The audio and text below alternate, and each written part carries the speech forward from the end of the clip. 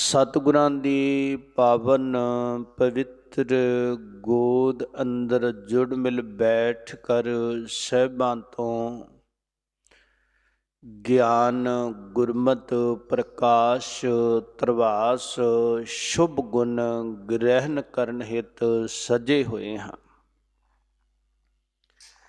ਦਿਆਲੂ ਕਿਰਪਾਲੂ ਸਤਿਗੁਰੂ ਜੀ ਸਾਨੂੰ ਆਦਿ ਕਾਲ ਤੋਂ ਲੈ ਕੇ ਬੜੇ ਪ੍ਰੇਮ ਦੇ ਨਾਲ ਸਾਨੂੰ ਇਹ ਬਚਨਾਂ ਦੇ ਦੁਆਰਾ ਹਿਰਦਿਆਂ ਨੂੰ ਧਰਵਾਸ ਦਿੰਦੇ ਆ ਰਹੇ ਨੇ। ਸਤਿਗੁਰਾਂ ਤੋਂ ਵਰਸਾਏ ਹੋਏ ਗੁਰੂ ਕੇ ਸਿੱਖ ਜਿਨ੍ਹਾਂ ਨੇ ਉਪਦੇਸ਼ਾਂ ਨੂੰ ਕਮਾਇਆ ਹੈ, ਧਿਆਇਆ ਹੈ, ਉਹਨਾਂ ਵਿੱਚੋਂ ਭਾਈ ਸਾਹਿਬ ਭਾਈ ਗੁਰਦਾਸ ਸਾਹਿਬ ਜੀ। ਉਪਦੇਸ਼ ਗੁਰੂ ਕਾ ਹੀ ਆ, ਬਾਣੀ ਗੁਰੂ ਕੀ ਹੈ, ਬਚਨ ਗੁਰੂ ਕੇ ਆ, ਗੁਰਮਤਿ ਗੁਰੂ ਕੀ ਹੈ, ਗਿਆਨ ਗੁਰੂ ਕਾ ਹੈ। ਭਾਈ ਗੁਰਦਾਸ ਸਾਹਿਬ ਤਾਂ ਸਾਨੂੰ ਇਹ ਐਗਜ਼ਾਮਪਲ ਦੇ ਦੇ ਕੇ ਢੰਗ ਦੱਸ ਰਹੇ ਨੇ। ਐ ਹੁਣ ਜਪ ਲਓ, ਐ ਹੁਣ ਜੁੜ ਜਾਓ, ਇਸ ਤਰ੍ਹਾਂ ਆਪ ਪ੍ਰਾਪਤੀ ਹੁੰਦੀ ਏ, ਇਸ ਤਰ੍ਹਾਂ ਆਪ ਪ੍ਰਾਪਤੀ ਹੁੰਦੀ ਏ। ਹਿਰਦੇ 'ਚ ਗਿਆਨ ਪ੍ਰਗਟ ਹੋਵੇ, ਕੀ ਕੁਝ ਮਿਲਦਾ ਹੈ, ਸੁੱਖ ਸ਼ਾਂਤੀ ਪ੍ਰਕਾਸ਼, ਅੰਧਕਾਰ ਚਲਾ ਜਾਂਦਾ ਹੈ। ਇਹ ਗੱਲਾਂ ਆਪਣੇ ਤਜਰਬੇ 'ਚੋਂ ਸਾਨੂੰ ਸਮਝਾ ਰਹੇ। ਤੇ ਜਦੋਂ ਸੌਖਿਆਲੇ ਢੰਗ ਨਾਲ ਗੱਲ ਸਾਡੀ ਸਮਝ ਆ ਜਾਵੇ, ਅਸੀਂ ਬੜੇ ਸੁਚੱਜੇ ਢੰਗ ਨਾਲ ਫਿਰ ਉਸ ਮਾਰਗ ਤੇ ਚੱਲਣ ਦਾ ਯਤਨ ਕਰਦੇ ਹਾਂ ਕਿ ਉਸ ਮਾਰਗ ਤੇ ਪਹੁੰਚ ਸਕੀਏ ਜਿੱਥੋਂ ਦੀਆਂ ਗੱਲਾਂ ਸੁਣਾਈਆਂ ਜਾ ਰਹੀਆਂ। ਭਾਈ ਗੁਰਦਾਸ ਸਾਹਿਬ ਗੁਰਮਤਿ ਦੇ ਗਿਆਨ ਦੇ ਗੁਰੂ ਦੇ ਬਚਨ ਪਏ ਸੁਣਾਉਂਦੇ ਨੇ। ਇਹਨਾਂ ਗੱਲਾਂ ਨੂੰ, ਇਹਨਾਂ ਵਿਚਾਰਾਂ ਨੂੰ, ਗੁਰਮਤਿ ਨੂੰ ਸੁਣ ਕੇ ਕਿਸੇ ਦੇ ਮਨ ਵਿੱਚ ਉਤਸ਼ਾਹ ਪੈਦਾ ਹੋ ਜਾਵੇ ਕਿ ਉਹ ਜਗ੍ਹਾ, ਉਹ ਗੁਰੂ, ਉਹਨੂੰ ਦੇਖ ਨਾ ਕਰੀਏ, ਉਹਦੇ ਤੱਕ ਪਹੁੰਚ ਨਾ ਕਰੀਏ ਜਿਹਦੇ ਇੰਨੇ ਸੁੰਦਰ ਵਿਚਾਰ ਨੇ। ਭਾਈ ਗੁਰਦਾਸ ਸਾਹਿਬ ਬੜੇ ਸੁੰਦਰ ਪ੍ਰਮਾਣਾਂ ਦੁਆਰਾ ਸਾਨੂੰ ਸੂਝ ਬਖਸ਼ਦੇ ਆ ਰਹੇ ਨੇ। ਚੱਲ ਰਹੀ ਭਾਈ ਸਾਹਿਬ ਜੀ ਦੀ ਰਚਨਾਵਲੀ ਕਵਿਤ ਸਵਾਈਆਂ ਦੀ ਵਿਚਾਰ। ਭਾਈ ਗੁਰਦਾਸ ਸਾਹਿਬ ਕਹਿੰਦੇ, ਜੈਸੇ ਨਰਪਤ ਬਵਨ ਤਾ ਵਿਆਹ ਕਰੈ। ਭਾਈ ਗੁਰਦਾਸ ਸਾਹਿਬ ਬੜਾ ਸੁੰਦਰ ਪ੍ਰਮਾਣ ਦੇ ਕੇ ਸਮਝਾਉਂਦੇ। ਕਹਿੰਦੇ, ਦੁਨੀਆ ਦੇ ਅੰਦਰ ਬਾਦਸ਼ਾਹ ਹੋਏ ਤੇ ਬਾਦਸ਼ਾਹਾਂ ਦੇ ਕੋਲ ਬਾਦਸ਼ਾਹਤ ਨੂੰ ਪਾ ਕੇ ਧਨ ਵਧਿਆ। ਉਹਨਾਂ ਆਪਣੇ ਰਾਜ ਦੀਆਂ ਸੀਮਾਵਾਂ ਵਧਾਉਣੀਆਂ ਆਰੰਭ ਕੀਤੀਆਂ। ਕਿਸੇ ਨੇ ਉਹਨਾਂ ਨਾਲ ਧਨ ਦੇ ਕੇ ਸੰਧੀ ਕਰ ਲਈ ਤੇ ਕੁਝ ਰਾਜੇ ਹੁੰਦੇ ਸਨ, ਉਹਨਾਂ ਨੇ ਆਪਣੀ ਲੜਕੀ ਦਾ ਰਿਸ਼ਤਾ ਦੇ ਦੇਣਾ। ਭਾਈ ਗੁਰਦਾਸ ਸਾਹਿਬ ਕਹਿੰਦੇ, ਇਸ ਤਰ੍ਹਾਂ ਕਰਕੇ ਰਾਜਿਆਂ ਦੇ ਇੱਕ ਨਹੀਂ ਕਈ ਵਿਆਹ ਹੁੰਦੇ ਸਨ, ਕਈ ਔਰ ਉਹਨਾਂ ਦੀਆਂ ਕਈ ਰਾਣੀਆਂ ਹੁੰਦੀਆਂ ਸਨ। ਬਹੁਤ ਕੁਝ ਪੜ੍ਹਨ ਸੁਣਨ ਨੂੰ ਮਿਲਦਾ। ਭਾਈ ਗੁਰਦਾਸ ਸਾਹਿਬ ਦਾ ਨਾ ਉਹਨਾਂ ਦੇ ਵਿਆਹਾਂ ਤੋਂ ਮਤਲਬ ਹੈ, ਨਾ ਉਹਨਾਂ ਦੇ ਕਿਸੇ ਰਾਜ ਪਾਠ ਤੋਂ ਮਤਲਬ ਹੈ। ਭਾਈ ਗੁਰਦਾਸ ਸਾਹਿਬ ਸਾਨੂੰ ਤੱਤ ਦੀ ਗੱਲ ਇਹ ਸਮਝਾਉਣਾ ਚਾਹੁੰਦੇ, ਰਾਣੀਆਂ ਤਾਂ ਬਹੁਤੀਆਂ ਤੇ ਰਾਜਾ ਇੱਕ ਹੀ ਹੁੰਦਾ ਸੀ, ਤੇ ਰਾਜ ਵੀ ਇੱਕ ਹੀ ਹੁੰਦਾ ਸੀ। ਤੇ ਉਹ ਸਾਰੀਆਂ ਰਾਣੀਆਂ ਜਿੰਨੀਆਂ ਹੈ ਨਾ, ਉਹਨਾਂ ਦੇ ਵਿੱਚੋਂ ਭਾਈ ਗੁਰਦਾਸ ਸਾਹਿਬ ਕਹਿੰਦੇ, ਜਿਹਦੇ ਘਰ ਅੰਦਰ ਪੁੱਤਰ ਜਨਮ ਪੈਣਾ ਨਾ, ਤੇ ਰਾਜ ਪਾਟ ਉਹਦੇ ਘਰ ਵਿੱਚ ਜਾਂਦਾ ਸੀ। ਰਾਜ ਪਾਟ ਉਹਨੂੰ ਪ੍ਰਾਪਤ ਹੁੰਦਾ ਸੀ, ਉਹਦੇ ਪੁੱਤਰ ਨੂੰ ਹੋ ਗਿਆ ਤੇ ਉਹ ਮਹਾਰਾਣੀ ਬਣ ਗਈ, ਉਹ ਰਾਜ ਦੀ ਮਾਲਕਣ ਬਣ ਗਈ, ਦੂਜੀਆਂ ਨਹੀਂ। ਦੂਜੀਆਂ ਰਾਣੀਆਂ ਤਾਂ ਕਹਿਲਾਉਂਦੀਆਂ ਸਨ, ਪਰ ਰਾਜ ਪਾਟ ਦੀਆਂ ਮਾਲਕਣਾਂ ਨਹੀਂ।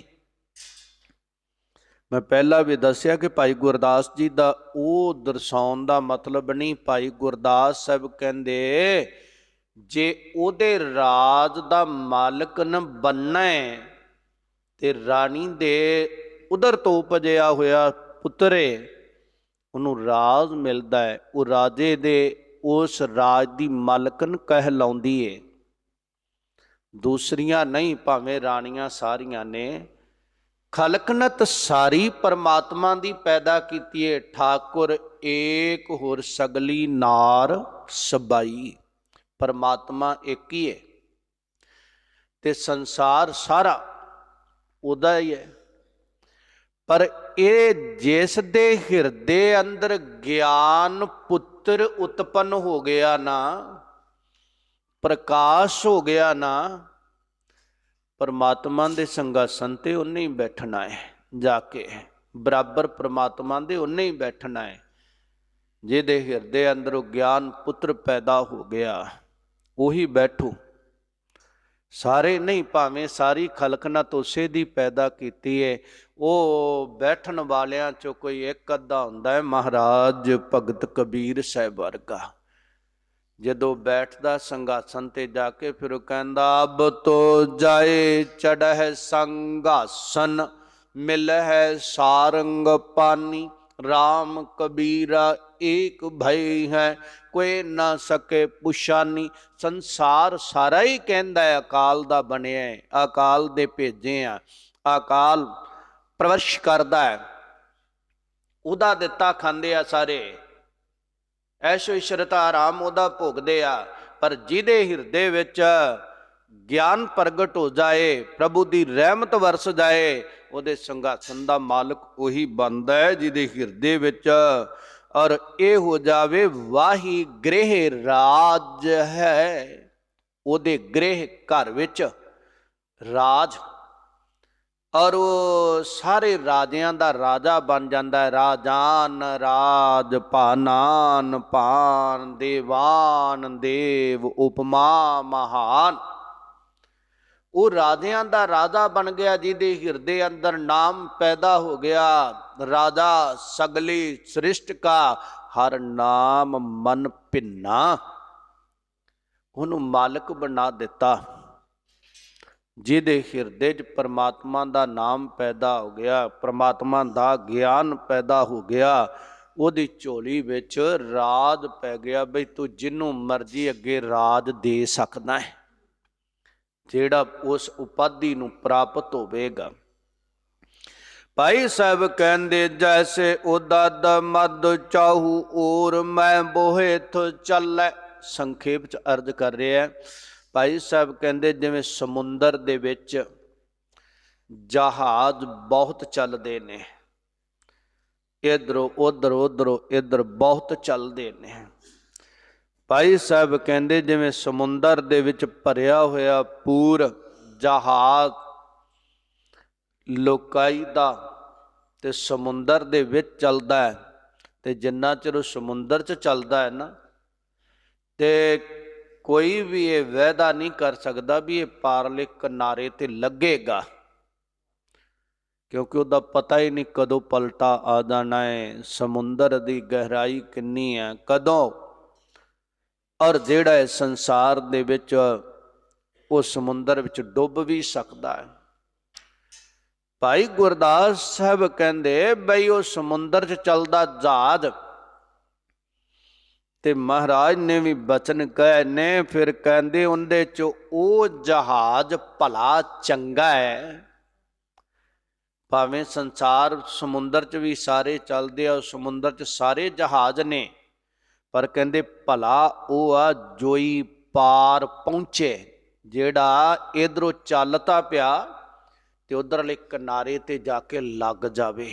तुरे तां सारे ही है, चले तां सारे ही समुंदर दी छाती ते पानी विच, पर भला वो आ जेड़ा पार लंघ गया चलदा होया दूजे पासे चला गया किनारे ते फिर ओहदे विच असवार हुए जिन्ने आ पूरन सर्ब काज है, ते जिन्ने असवार हुंदे आ ना उस जहाज विच, ਉਹਨਾਂ ਦੇ ਸਾਰਿਆਂ ਦੇ ਕਾਰਜ ਪੂਰੇ ਹੋ ਜਾਂਦੇ। ਕੋਈ ਕਿਸੇ ਰਿਸ਼ਤੇਦਾਰ ਨੂੰ ਮਿਲਣ ਗਿਆ, ਕੋਈ ਵਪਾਰ ਲਈ ਗਿਆ, ਕੋਈ ਕਾਸੇ ਲਈ ਗਿਆ, ਕੋਈ ਕੁਝ ਕਰਨ ਗਿਆ, ਉਹ ਸਾਰਿਆਂ ਦੇ ਕਾਰਜ ਪੂਰੇ ਹੋ ਜਾਂਦੇ।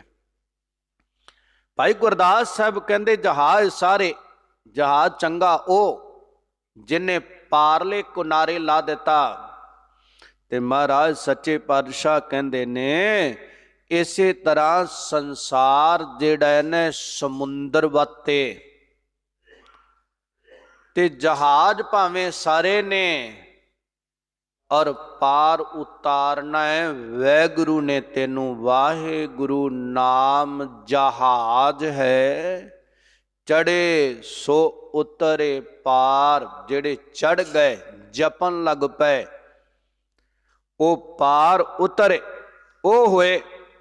ਔਰ ਕਹਿੰਦੇ ਜਹਾਜ਼ ਸਾਰੇ, ਜਿਹੜੇ ਬੇੜੇ ਪਾਰ ਲਾਉਣ ਵਾਲੇ ਸਾਰੇ, ਤੇ ਜੀਵ ਵੀ ਸਾਰੇ ਵਿੱਚ ਸਵਾਰ ਹੈ, ਕੋਈ ਥੋੜਾ ਕੋਈ ਬਹੁਤਾ। ਬੇੜਾ ਉਹੀ ਹੈ ਜਿਹੜਾ ਪਾਰਲੇ ਕਿਨਾਰੇ ਲੈ ਜਾ ਸਕੇ, ਜਿਹੜਾ ਪਾਰਲੇ ਕਿਨਾਰੇ ਸੰਸਾਰ ਤੋਂ ਨਿਰੰਕਾਰ ਤੱਕ ਪਹੁੰਚ ਜਾਂਦਾ ਹੈ। ਉਹਦੇ ਸਾਰੇ ਕਾਰਜ ਪੂਰੇ ਹੋ ਜਾਂਦੇ ਆ, ਕਿਉਂਕਿ ਉਹਨੇ ਪਰਮਾਤਮਾ ਨੂੰ ਪ੍ਰਾਪਤ ਕਰ ਲਿਆ। ਸਭੇ ਇੱਛਾ ਪੂਰੀਆ ਜਾ ਪਾਇਆ ਅਗਮ ਆਪਾਰਾ। ਪਰਮਾਤਮਾ ਨੂੰ ਇਸ ਕਿਨਾਰਿਓਂ ਉਸ ਕਿਨਾਰੇ ਤੇ ਪਹੁੰਚ ਕੇ ਪਰਮਾਤਮਾ ਨੂੰ ਪਾ ਲਿਆ। ਪੂਰਨ ਸਭ ਕਾਜ ਹੈ, ਹੁਣ ਉਹਦੀ ਕੋਈ ਵੀ ਇੱਛਾ ਕੋਈ ਅਧੂਰੀ ਰਹੀ ਨਹੀਂ। ਪਰਮਾਤਮਾ ਹੋ ਗਿਆ, ਉਹਦੇ ਨਾਲ ਮਿਲ ਕੇ ਸੰਸਾਰ ਸਮੁੰਦਰ ਚੋਂ ਪਾਰ ਉਤਰ ਗਿਆ। ਜੈਸੇ ਖਾਨ ਖਨਤ ਅਨੰਤ ਖੰਨਾ ਵਾਰਾ ਖੋਜੀ। ਕਹਿੰਦੇ ਵੱਡੀਆਂ ਵੱਡੀਆਂ ਖਾਨਾਂ ਨੂੰ ਖੋਜ ਕਰਨ ਵਾਲਾ ਹੀਰਿਆਂ ਆਦਿ, ਉਹ ਖਨਵਾਰਾ ਉਹਨੂੰ ਖੋਦਦਾ, ਪੱਟਦਾ ਖਾਨਾਂ ਨੂੰ, ਪੱਥਰਾਂ ਨਾਲ ਮੱਥਾ ਮਾਰਦਾ, ਪਹਾੜਾਂ ਨਾਲ ਮੱਥਾ ਮਾਰਦਾ। ਭਾਈ ਸਾਹਿਬ ਕਹਿੰਦੇ ਇੱਕ ਦਿਨ ਭਾਵੇਂ ਖਨਵਾਰੇ ਬਹੁਤ ਨੇ, ਬਹੁਤ ਖਾਨਾ ਪੁੱਟਦੇ, ਪਰ ਜਦੋਂ ਮਿਲਦਾ ਕੁਝ ਨਹੀਂ ਉਦੋਂ ਨਿਰਾਸ਼ਤਾ ਹੀ ਪੱਲੇ ਪੈਂਦੀ ਆ। ਤੇ ਪੁੱਟਣ ਵਾਲੇ ਸਾਰੇ ਨੇ, ਪੁੱਟਦਿਆਂ ਜਿਹੜੇ ਨੂੰ ਉਹ ਹੀਰਾ ਚਮਕੀਲਾ ਪੱਥਰ ਮਿਲ ਜਾਏ ਔਰ ਹੱਥ ਲੱਗ ਜਾਏ, ਉਸ ਪਹਾੜ ਵਿੱਚੋਂ ਪੁੱਟਦਿਆਂ ਭਾਈ ਸਾਹਿਬ ਕਹਿੰਦੇ ਹੀਰਾ ਹੱਥ ਚੜ੍ਹੇ ਜਾ ਕੇ। ਸਾਰੇ ਖੋਜਦੇ ਪਏ, ਸਾਰੇ ਪੁੱਟਦੇ ਪਏ, ਤੇ ਜਿਹਦੇ ਹੱਥੋਂ ਹੀਰਾ ਲੱਗ ਜਾਵੇ ਨਾ, ਭਾਈ ਸਾਹਿਬ ਕਹਿੰਦੇ ਤਾਂ ਕਿ ਬਾਜਾ ਹੈ, ਉਹਦੇ ਘਰ ਵਿੱਚ ਵਾਜੇ ਵੱਜਦੇ, ਖੁਸ਼ੀਆਂ ਦੇ ਖੇੜੇ ਆਉਂਦੇ, ਕਿਉਂਕਿ ਉਹਦੀ ਮਿਹਨਤ ਨੂੰ ਫਲ ਨੂੰ ਲੱਗ ਗਿਆ। ਹੀਰੇ ਵਾਸਤੇ ਪਹਾੜ ਖੋਦਦਾ ਪਿਆ ਸੀ, ਉਹ ਮਿਲ ਗਿਆ। ਹੁੰਦਾ ਉਹ ਵੀ ਪੱਥਰ ਦਾ ਹੀ ਟੁਕੜਾ ਆ, ਔਰ ਉਹ ਮਿਲ ਗਿਆ ਉਹਨੂੰ, ਤੇ ਬੜੀ ਸੁੰਦਰਤਾ ਹੀ ਪ੍ਰਾਪਤ ਉਹ ਚੀਜ਼ ਨੂੰ ਕਰਕੇ, ਤੇ ਬੜਾ ਖੁਸ਼ ਆ, ਬੜੇ ਖੁਸ਼ੀਆਂ ਦੇ ਵਾਜੇ ਵਜਾਏ। ਤੇ ਜਿਹੜੇ ਅਜੇ ਖੋਜਦੇ ਪਏ, ਢੂੰਡਦੇ ਪਏ, ਮਿਲਿਆ ਨਹੀਂ, ਕੁਝ ਤਾਂ ਨਿਰਾਸ਼ ਹੋ ਕੇ ਨਾ ਜੀ, ਨਿਰਾਸ਼ ਹੋ ਕੇ ਔਰ ਵਾਪਸ ਮੁੜ ਗਏ, ਵਾਪਸ ਭੱਜ ਗਏ, ਚਲੇ ਗਏ। ਉਹਨਾਂ ਦੀ ਆਸ ਟੁੱਟ ਗਈ। ਇਹ ਨਹੀਂ ਵੇਖਿਆ ਇੰਨਾ ਸਫ਼ਰ ਤੈਅ ਕਰ ਆਏ ਆ ਤੇ ਅੱਗੇ ਥੋੜਾ ਹੀ ਰਹਿ ਗਿਆ, ਅੱਗੇ ਥੋੜਾ ਜਿਹਾ ਚੱਲ ਪਈਏ। ਪੰਥ ਦੀ ਮਹਾਨ ਸ਼ਖਸੀਅਤ ਸ਼੍ਰੀਮਾਨ ਗਿਆਨੀ ਸੰਤ ਸਿੰਘ ਜੀ ਮਸਕੀਨ ਵਿਚਾਰ ਕਰ ਰਹੇ ਸਨ ਤੇ ਸੁਣਾ ਰਹੇ ਸਨ।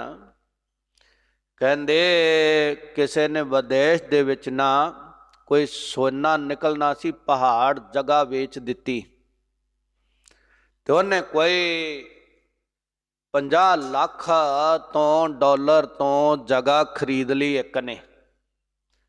ਬਈ 50 ਲੱਖ ਡਾਲਰ ਤੋਂ ਖਰੀਦ ਕੇ ਇਹਦੇ ਥੱਲੇ ਸੋਨਾ ਲਾਇਆ ਉਹਨਾਂ, ਨਿਕਲ ਲੈਣਾ ਤੇ ਮੈਂ ਮਾਲਾ ਮਾਲ ਹੋ ਜਾਣਾ। ਉਹਨੇ ਕਈ ਜਿਹੜੀਆਂ ਸੀ ਨਾ ਮਸ਼ੀਨਾਂ ਮਿੱਟੀ ਪੱਟਣ ਵਾਲੀਆਂ, ਔਰ ਉਹ ਲਾ ਦਿੱਤੀਆਂ, ਜਿਉਂ ਲੱਗਾ ਪੱਟਣ। ਉਸ ਨੇ ਪੱਟਦਿਆਂ 300-400 ਫੁੱਟ ਤੱਕ ਜ਼ਮੀਨ ਪੱਟੀ ਤੇ ਨਿਰਾਸ਼ ਹੋ ਗਿਆ। ਕਹਿੰਦਾ ਇੱਕ ਇੰਨੀ ਮਹਿੰਗੀ ਜਗ੍ਹਾ ਖਰੀਦੀ, ਪਟਾ ਲਿਆ ਸਰਕਾਰ ਤੋਂ, ਤੇ ਇੱਕ ਉੱਤੋਂ ਮਸ਼ੀਨਾਂ ਦਾ ਤੇ ਮਜ਼ਦੂਰਾਂ ਦਾ ਖਰਚਾ ਪੈ ਗਿਆ।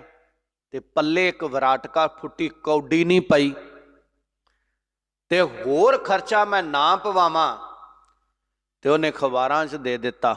ਗਿਆਨੀ ਜੀ ਕਹਿੰਦੇ ਉਹਨੇ ਅਖਬਾਰਾਂ 'ਚ ਦੇ ਦਿੱਤਾ, ਇਹ ਪਟਾ ਮੈਂ ਅੱਧ ਮੁੱਲ 'ਚ ਦੇਣਾ, 50 ਤੋਂ 25 'ਚ ਹੀ ਦੇ ਦੇਣਾ। ਤੇ ਉਹ ਅਖਬਾਰਾਂ ਦੀ ਖਬਰ ਪੜ੍ਹ ਕੇ ਕੋਈ ਆ ਗਿਆ, ਅਖਬਾਰ ਦੀ ਖਬਰ ਪੜ੍ਹ ਕੇ ਆ ਗਿਆ ਤੇ ਗਿਆਨੀ ਜੀ ਕਹਿੰਦੇ ਬਈ ਉਹਨੇ $25 ਲੱਖ ਵਿੱਚ ਉਹ ਪਟਾ ਲਿਖ ਦਿੱਤਾ। ਤੇ ਜਦੋਂ ਲਿਖ ਦਿੱਤਾ ਨਾ, ਤੇ ਜਿਹਨੇ ਲਿਖ ਕੇ ਦਿੱਤਾ, ਜਿਹਨੇ ਪਹਿਲਾਂ 50 'ਚ ਲਿਆ ਸੀ ਤੇ ਅੱਧ ਹੀ ਦਿੱਤਾ, ਤੇ ਉਹਦੇ ਤੋਂ $25 ਲੱਖ ਲੈ ਕੇ ਤੇ ਬੜਾ ਖੁਸ਼ੀ ਹੋਇਆ ਤੇ ਹੱਸਿਆ। ਤੇ ਜਿਹਨੇ ਨਵਾਂ ਖਰੀਦਿਆ ਸੀ ਨਾ, ਕਹਿੰਦਾ ਵੀ ਤੂੰ ਹੱਸਿਆ ਕਿਉਂ, ਹੁਣ ਤਾਂ ਲਿਖਤ ਪੜ੍ਹਤ ਹੋ ਗਈ, ਕੀ ਹੋਇਆ? ਕਹਿੰਦਾ ਮੈਂ ਤੇਰੀ ਮੂਰਖਤਾ ਤੇ ਹੱਸਿਆ, ਤੇਰੀ ਮੂਰਖਤਾ ਤੇ। ਕਹਿੰਦਾ ਵੀ ਤੂੰ ਮੇਰੀ ਕਿਹੜੀ ਮੂਰਖਤਾ ਦੇਖ ਲਈ? ਕਹਿੰਦਾ ਸੱਜਣਾ, ਮੈਂ $50 ਲੱਖ ਤੇ ਪਟਾ ਲਿਖਾਇਆ ਸੀ ਸਰਕਾਰ ਤੋਂ, ਤੇ ਕਿੰਨੀਆਂ ਮਸ਼ੀਨਾਂ, ਕਿੰਨੇ ਮਜ਼ਦੂਰ ਲਾਏ, ਇੰਨਾ ਖਰਚਾ ਕੀਤਾ, 400 ਫੁੱਟ ਤੱਕ ਮੈਂ ਡੂੰਘਾ ਪੱਟਿਆ ਇਹਨੂੰ, ਤੇ ਮੇਰੇ ਪੱਲੇ ਫੁੱਟੀ ਕੌਡੀ ਨਹੀਂ ਪਈ, ਤੇਰੀ ਮੂਰਖਤਾ ਤੇ ਇਸ ਕਰਕੇ ਹੱਸਿਆ ਹੈ ਕਿ ਸੱਜਣਾ ਤੈਨੂੰ ਇਹ ਸਬਕ ਮਿਲ ਜਾਣਾ ਚਾਹੀਦਾ